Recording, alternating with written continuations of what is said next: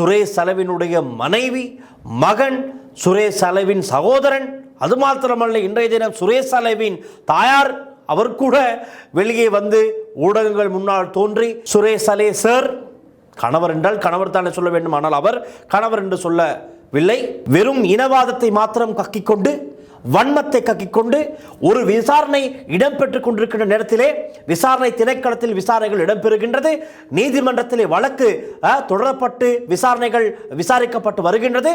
இந்த இடத்திலே இவர்கள் இந்த விசாரணைகளை குழப்பும் விதமாக விடுதலை புலிகள் இயக்கத்தை இல்லாத ஒழித்ததே சுரேஷ் சலே போன்றவர் எப்படி பாதுகாக்கப்பட வேண்டும்?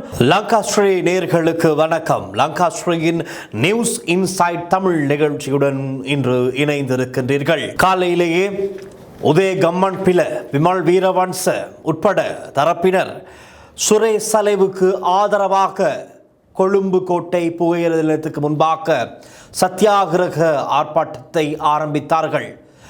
இப்பொழுது நான் இந்த நிகழ்ச்சியை ஒளிப்பதிவு செய்கின்ற நேரம் 6:30 ஆகிக் கொண்டிருக்கின்றது.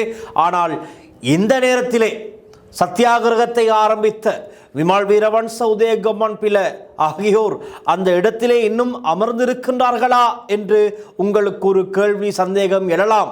இல்லை, அவர்கள் அதை ஆரம்பித்த அடுத்த 1 மணி நேரத்திற்குள்ளேயே வீடுகளுக்கு சென்று விட்டார்கள்.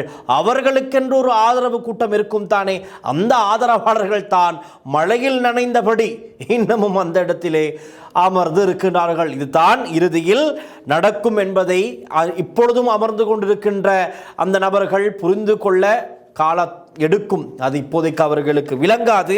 என்ன செய்வது? அரசியல் கட்சிகளுக்காக இப்படியே ஆமாசாமி போட்டுக்கொண்டு இருப்பது தான் அவர்களுடைய தொழில், அவர்களுடைய வேலை. எதெப்படியோ கடந்த 2 நாட்களாக சுரேஷ் சலே சம்பந்தமாக பேசப்படுகின்ற விடயங்களை எல்லாம் நீங்கள் அவதானித்து பார்த்து கொண்டு தான் இருக்கின்றீர்கள். உங்களுக்கே தெரிகிறது, ஒரே பதற்றம், திடீர் பதற்றம். கொடுக்கின்ற வாய்ஸ் கட்டாக இருக்கலாம், பொழுது நாங்கள் தொலைக்காட்சிகளில் பிரதான செய்திகளில் பார்க்கின்ற புதிய முகங்களாக இருக்கலாம், எல்லாம் ஒரே அதிர்ச்சியாக இருக்கின்றது. பதற்றம் ஏற்படுத்தும் விதத்திலே இவர்கள் பதற்றம் அடைந்து செயற்படுவது திட்ட தெளிவாக தெரிகிறது. பாருங்கள், 90 நாட்கள் சுரேஷ் சலே பயங்கரவாத தடை சட்டத்தின் கீழ் தடுத்து வைத்து விசாரணைக்கு உட்படுத்தப்பட்டு வந்தார். அமைதியாக இருந்தார்கள். சுரேஷ் சலேவின் குடும்பத்திலிருந்து யாருமே வெளியே வரவில்லை. இப்பொழுது 90 நாட்கள் நிறைவடைந்து அடுத்த 90 நாட்கள் எக்ஸ்டெண்ட் செய்வதற்காக சிஐடி அதிகாரிகள் தயாராகிக் கொண்டிருக்கின்றார்கள். நீதிமன்றத்தில் இது சம்பந்தமான காரணிகளை முன்வைத்து இந்த சம்பந்தமான, அதாவது மேலும் ஒரு 90 நாட்களுக்கான அனுமதியை பெற்றுக்கொள்ள தயாராகி கொண்டிருக்கும் போது புதிய புதிய கதைகள் இப்பொழுது எங்களுக்கு கேட்கக்கூடியதாக இருக்கின்றது. புதிய நபர்களை பார்க்கக்கூடியதாக இருக்கின்றது.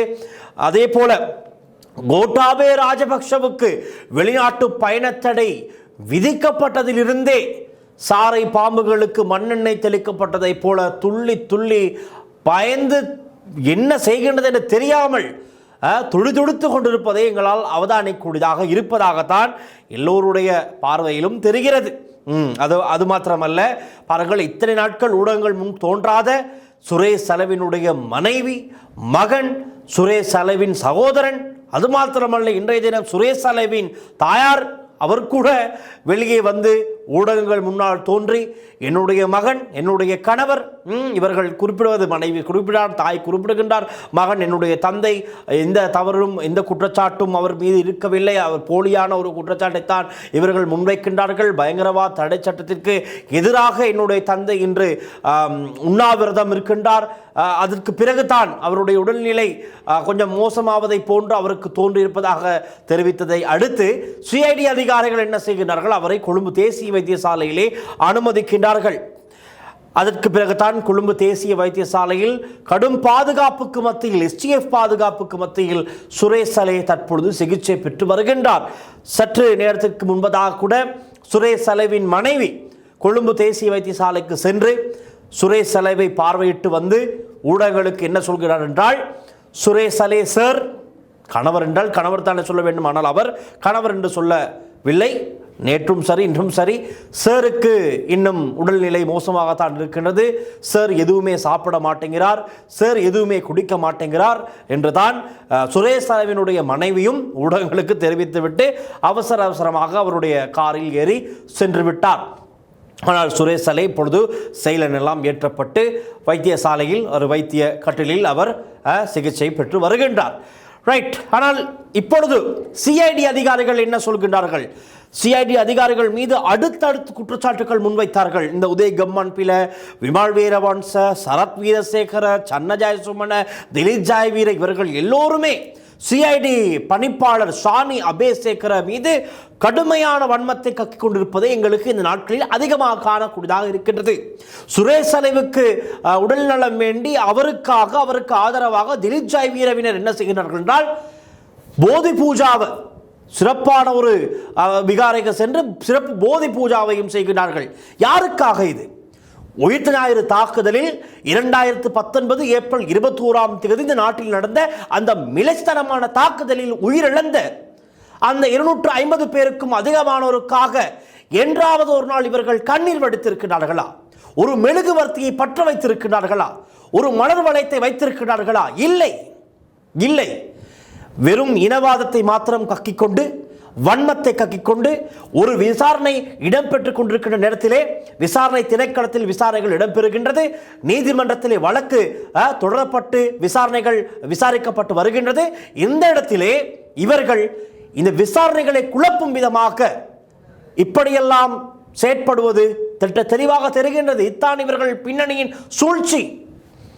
உதயகம்மன் நேற்றைக்கு முன்தினம் சனிக்கிழமை ஒரு உடோசிப்பை நட சொல்கிறார்.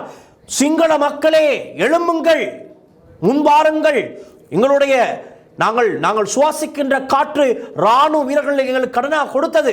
அப்படி ஒரு இராணுவ வீரர் இன்று கொடுமைகளுக்கு சித்திரவதைகளுக்கு உள்ளாக்கப்பட்டு வருகின்றார். அவருக்காக நாங்கள் முன்வர வேண்டும்.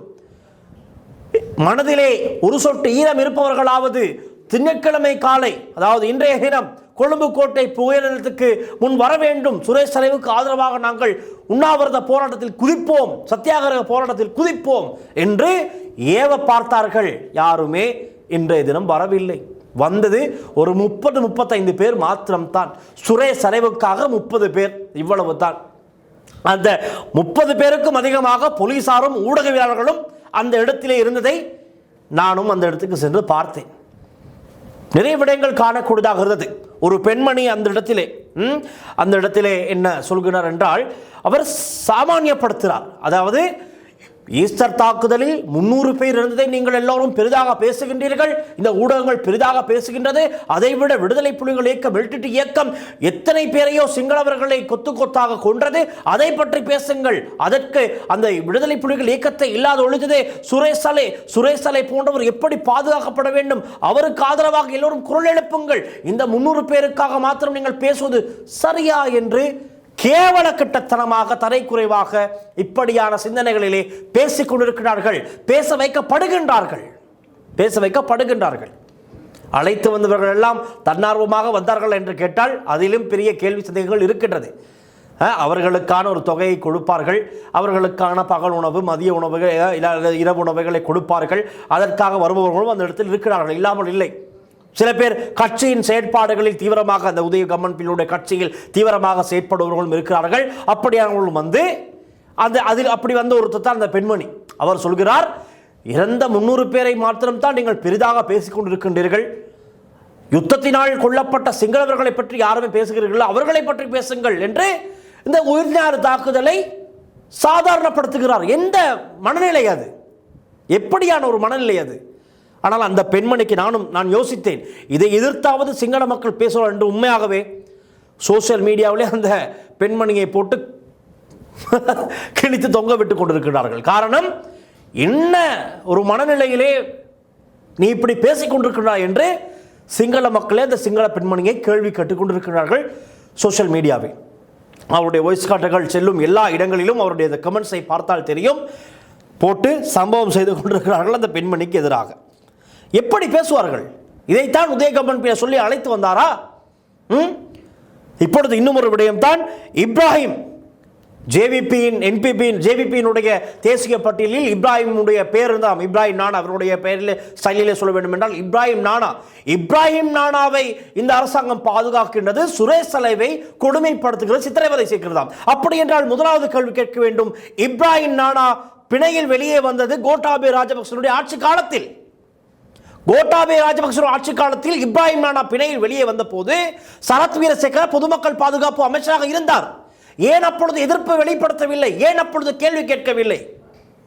அன்று எல்லாம் அமைதியாக இருந்துவிட்டு இனவாத ரீதியான மனவாத ரீதியான அரசியல் எல்லாம் செய்துவிட்டு இன்று இந்த கூட்டத்தோடு சேர்ந்து சரத் வீரசேகரும் சொல்கிறார், நாங்கள் ஆட்சியை கைப்பற்றியவுடன் இன்று இப்படியெல்லாம் செய்பவர்களுக்கு எதிராக இதே பிடிஏவின் கீழே நாங்களும் சம்பவம் செய்வோம் என்று எச்சரிக்கை விடுக்கின்றார். இப்பொழுதே மிரட்டுகிறார். சரத் வீரசேகருடைய கருத்து இது. ஆனால் இன்றைய தினம் இந்த சத்தியாகிரக போராட்டத்திற்கு வந்த சரத் வீரசேகர் விமல் வீரவன்சவிடம் ஊடகவியலாளர்கள் கேள்வி கேட்க முற்பட்ட போது மறுக்கின்றார்கள், இல்லை இங்கே கேள்விகள் கேட்க வேண்டாம், அதுக்கு பிறகு ஒரு பிரஸ் மீட் வைத்துக் கொள்வோம். ஏன் கேள்விகள் கேட்கக்கூடாத நிலைமையை ஏன் உருவாக்குறீர்கள்? ஏன் பயப்படுகின்றீர்கள்? கேள்வி கேட்க வேண்டும். இன்றைய இந்த கூடாரம் அமைத்த போது ஊடகவியலாளர்கள் முற்படுகிறார்கள்.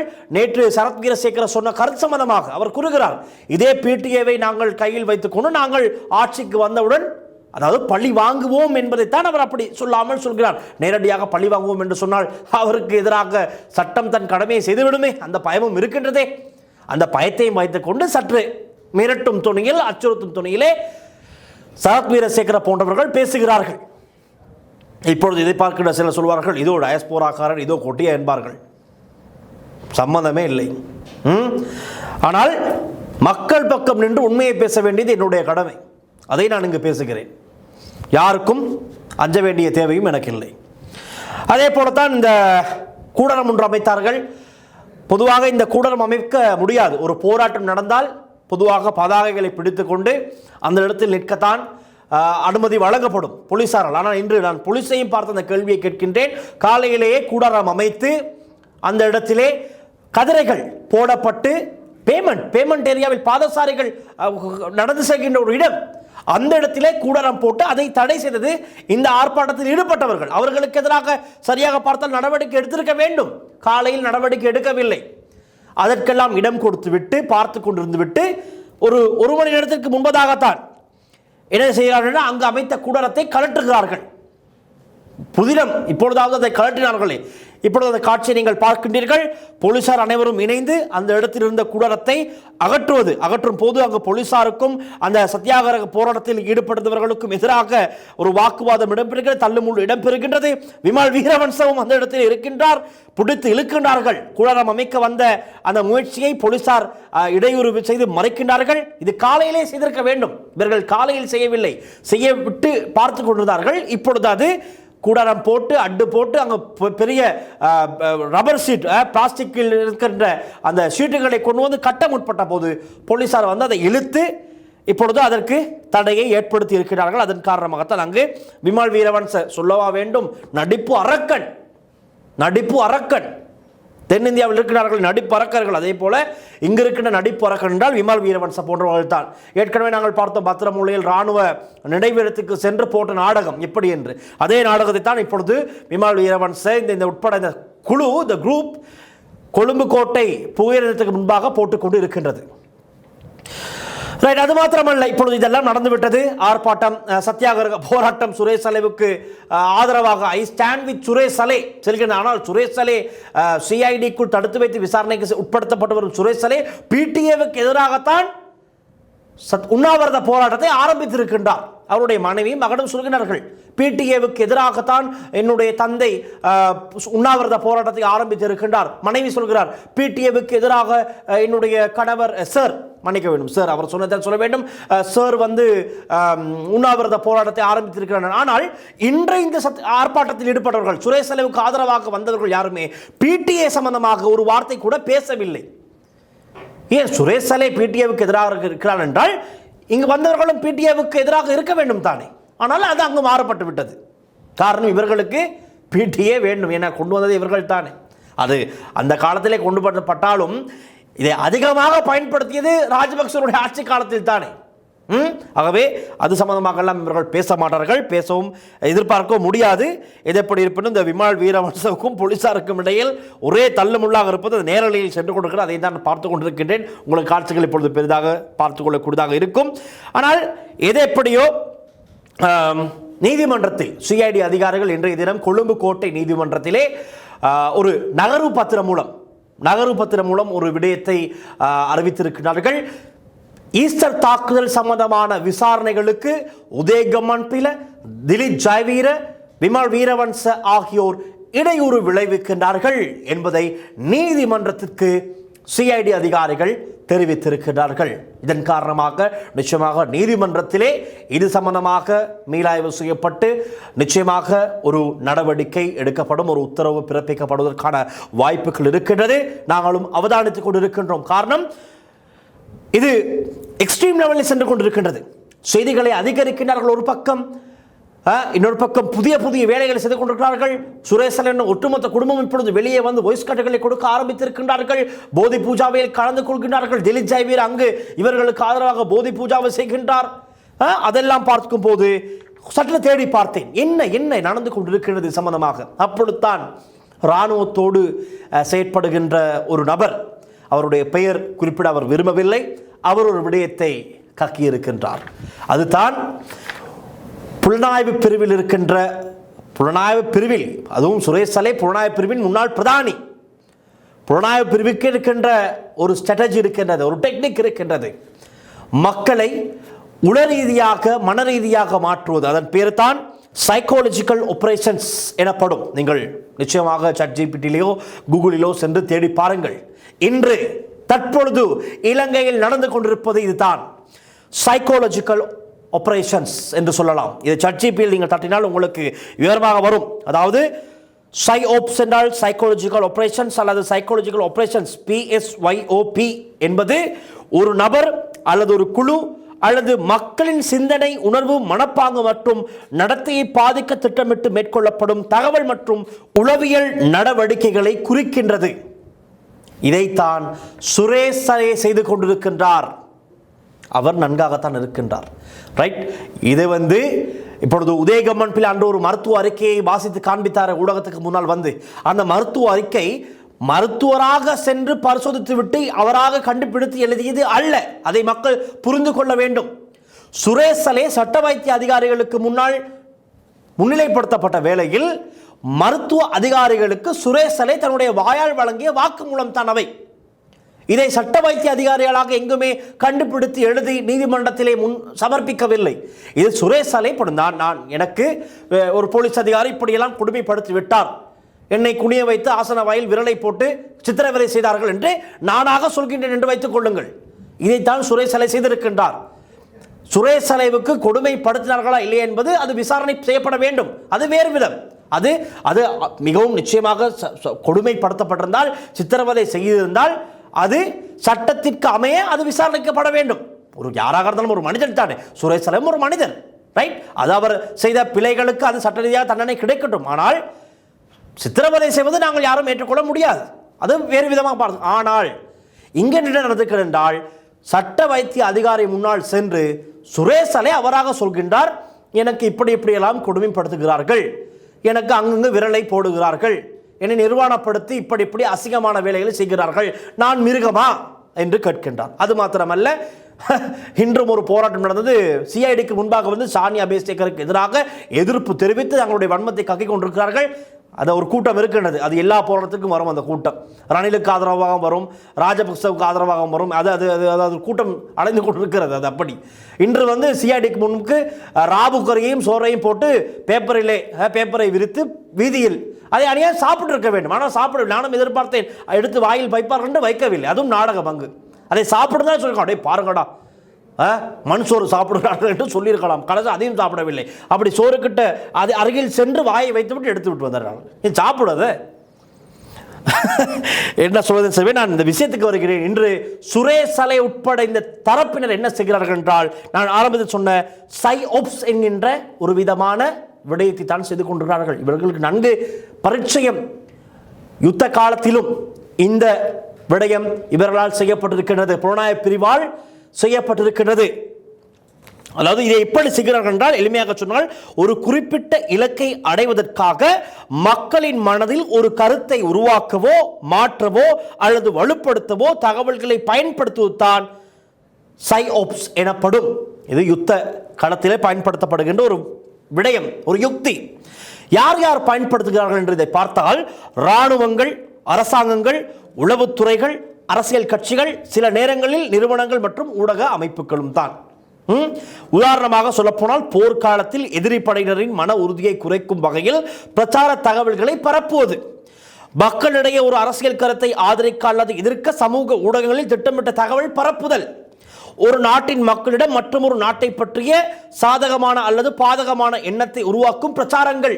பாருங்கள், நான் சொல்லும் போதே உங்களுடைய மனதிலே, உங்களுடைய மூளையில் சில விஷயங்கள் தானாக வெளிவரும். இப்பொழுது நடந்து கொண்டிருப்பது இதுதான். இலங்கையில் திட்ட தெளிவாக தெரிகிறது. சையோப்ஸில் பயன்படுத்தப்படும் முறைகள் என்ன என்று நாங்கள் பார்த்தால், பிரச்சாரம், புரோபகண்டா, தவறான தகவல், மிஸ்இன்ஃபர்மேஷன், திட்டமிட்ட பொய் தகவல், டிஸ்இன்ஃபர்மேஷன், சமூக ஊடக தாக்க நடவடிக்கைகள், உணர்ச்சிகளை தூண்டும் செய்திகள், வதந்திகள், இவைதான் இன்று அதிகமாக கேட்கவும் பார்க்கவும் கூடியதாக இருக்கின்றது. ரைட், நான் சொல்லும் போதே தெரியும். எங்களுடைய கேமரா கலைஞரும் தலையாட்டுகிறார், அவரும் ஆர்வமாக கேட்டுக்கொண்டிருக்கிறார். இதில் முக்கியமான வேறுபாடு என்றால், சையோப்ஸ் என்பது எப்போதும் பொய்யான தகவல் மட்டுமல்ல, சில நேரங்களில் உண்மையான தகவல்களையும் குறிப்பிட்ட விதமாக வழங்கி மக்களின் மனநிலையை பாதிக்க பயன்படுத்தலாம். உதாரணமாக, ஒரு போரில் எதிரி தரப்பின் அதிக உயிரிழப்புகளை மட்டும் தொடர்ந்து வெளிப்படுத்தி அவர்களின் போராடும் மனப்பாங்கை குறைக்க முயற்சிப்பதும் ஒரு சையோப்பாக இருக்கலாம். இன்றைய காலகட்டத்தில் சமூக ஊடகங்கள், யூடியூப், ஃபேஸ்புக், எக்ஸ் போன்ற தளங்கள் சையோப்ஸ் நடவடிக்கைகளுக்கான முக்கிய கருவிகளாக பார்க்கப்படுகின்றன. சில அரசியல் மற்றும் சர்வதேச மோதல்களில் தகவல் போர், அதாவது இன்ஃபர்மேஷன் வார்ஃபேர் மற்றும் சையோப்ஸ் ஒன்றோடு ஒன்று இணைந்து செயல்படுகின்றது. வேறொன்றும் வேண்டாம், நான் சொன்ன இந்த விடயங்களே போதும். இன்று இலங்கையில் நடந்து கொண்டிருக்கின்ற சமூக ஊடகங்களில் நாங்கள் அதிகமாக பார்க்கின்ற, பலராலும் பகிரப்படுகின்ற செய்திகள் எப்படியானவை என்று பார்த்தால், இதுதான் இவர்களுடைய அஜெண்டா, இதுதான் இவர்களுடைய நிகழ்ச்சி நிரல்.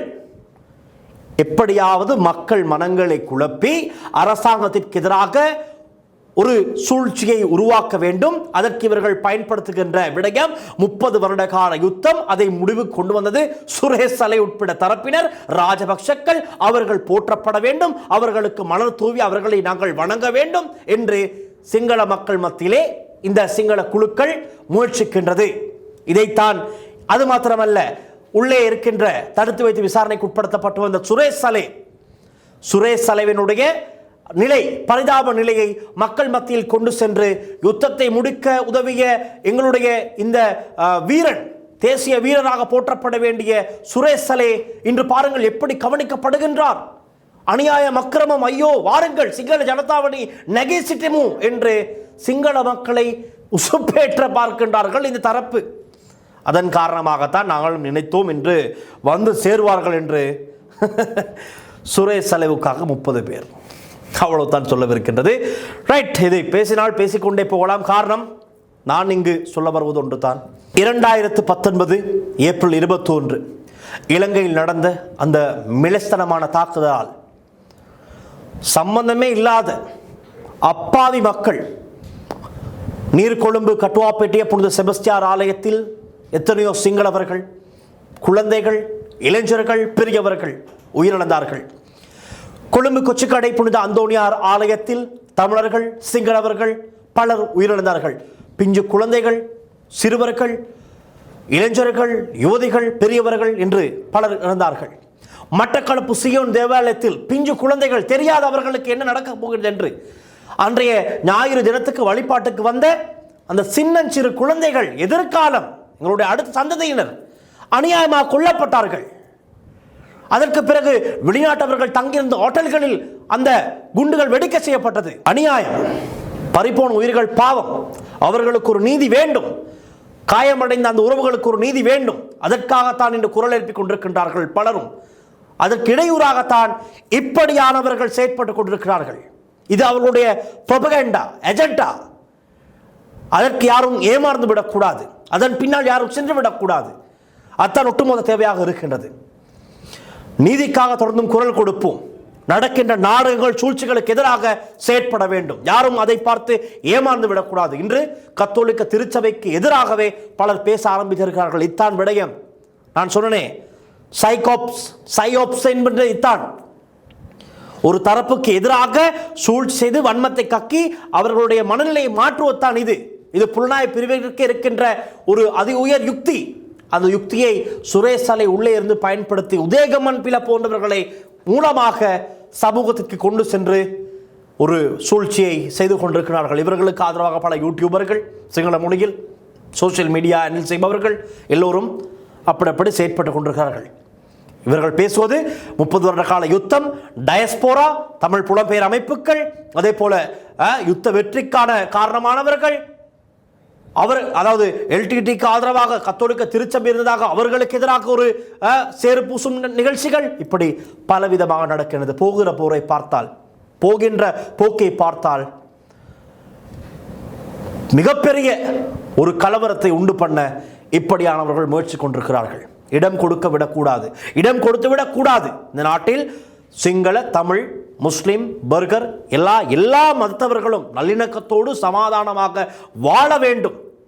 அந்த சூழலை உருவாக்கத்தான் நாங்கள் முயற்சிக்க வேண்டுமே தவிர இன ரீதியான, மத ரீதியான பல பாகுபாடுகள், பிரிவினைகளை உருவாக்கி நாட்டை நாசம் செய்து அகல பாதாளத்திலே விழச் செய்பவர்களுக்கு எதிராக நாங்கள் செயற்பட வேண்டும், தொடர்ந்தும் பேச வேண்டும். மீண்டும் நாளைய நிகழ்ச்சியில் பேசலாம். உங்களுடைய கருத்துக்களை கீழே பதிவு செய்யுங்கள். ஒளிப்பதிவாளர் லிசிகருடன் நான் நில்சன் வின்சன். நன்றி, வணக்கம்.